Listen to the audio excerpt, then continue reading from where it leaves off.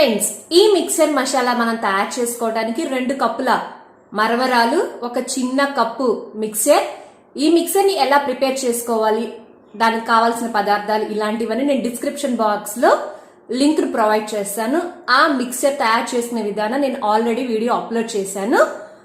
ఆ వీడియోని మీకు డిస్క్రిప్షన్ బాక్స్ లో లింక్ లో ప్రొవైడ్ చేస్తాను. అంతేకాకుండా 1 కప్పు టొమాటో, ఒక హాఫ్ కప్పు పుదీనా, కొత్తిమీర, కరివేపాకు వీటన్నిటిని సన్నగా చాప్ చేసి పెట్టుకున్నాను.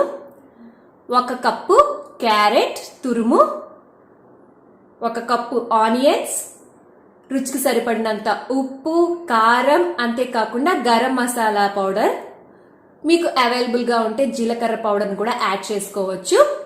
అంతేకాకుండా 1 నిమ్మకాయతో రసం. ఫ్రెండ్స్, ముందుగా మనం ఒక బౌల్ తీసుకొని ఆ బౌల్లో ముందుగా రెడీగా చాప్ చేసి పెట్టుకున్న ఆనియన్స్ ని యాడ్ చేసుకోవాలి. అంతేకాకుండా టొమాటో ముక్కల్ని కూడా మనం యాడ్ చేసుకుందాం. క్యారెట్ ని కూడా కట్ చేసి పెట్టుకున్నాం కదా, దాన్ని కూడా యాడ్ చేసుకుందాం. కొత్తిమీర, పుదీనా, కరివేపాకుని కట్ చేసుకుని రెడీగా పెట్టుకున్నాం కదా, దాన్ని కూడా యాడ్ చేసుకుందాం. అంతేకాకుండా మిక్చర్ ని రెడీ చేసుకున్నాం కదా, దాన్ని కూడా యాడ్ చేసుకుందాం.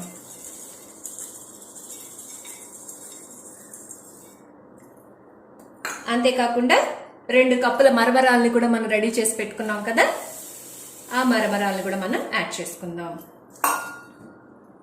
ఈ మరమరాలు చాలా క్రిస్పీగా ఉండాలి. చూసారు కదా ఎంత క్రిస్పీగా ఉన్నాయో, ఈ రకంగా ఉండాలి.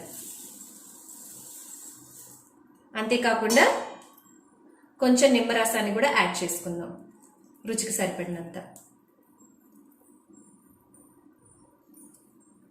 అంతేకాకుండా ముందుగా మనం తయారు చేసి పెట్టుకున్నాం కదా ఉప్పు, కారం, గరం మసాలా పౌడర్ని, వీటిని కూడా యాడ్ చేసుకుందాం.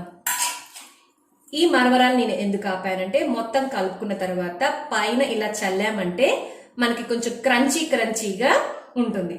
ఇది కలిపిన తర్వాత చాలా మెత్తపడుతుంది, అందువల్ల నేను దీన్ని ఆపాను. ఈ రకంగా మొత్తం మిశ్రమాన్ని చక్కగా కలుపుకోవాలి.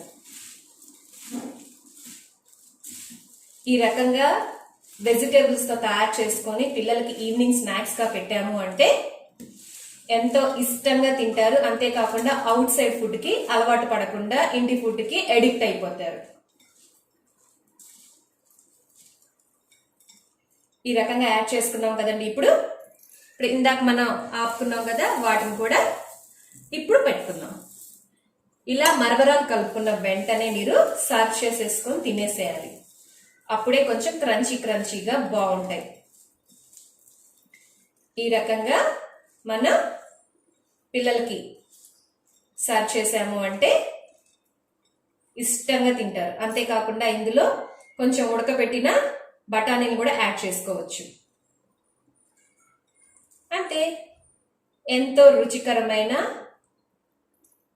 మసాలా మీకు రెడీ అయిపోయినట్టే. చూసారు కదా ఎంత కలర్ఫుల్ గా ఉందో.